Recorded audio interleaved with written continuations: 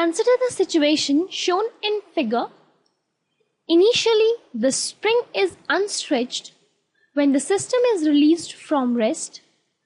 Assuming no friction in the pulley, find the maximum elongation of the spring. Now let us take the condition when the elongation is maximum. This block will come down by the maximum elongation, that is x, and this spring will go up by a distance x, and this will the block with the mass m will be having a velocity v equal to 0 at this point, right?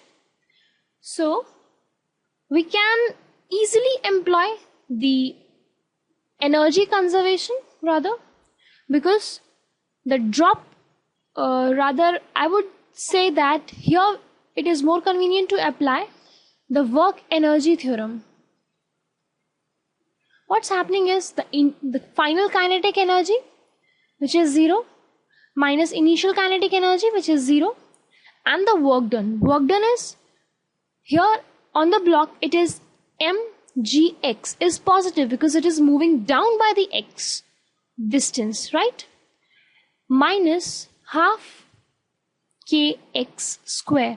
Why I have done minus half is that I explained in the previous problem also that half kx square is the energy stored in the spring.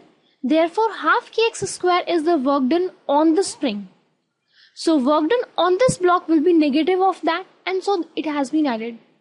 Or simply you could have done it like the energy which is stored over here as half kx square will be from the potential energy lost over here as mgx, and you could directly equate them, right? But we got it from work energy theorem over here.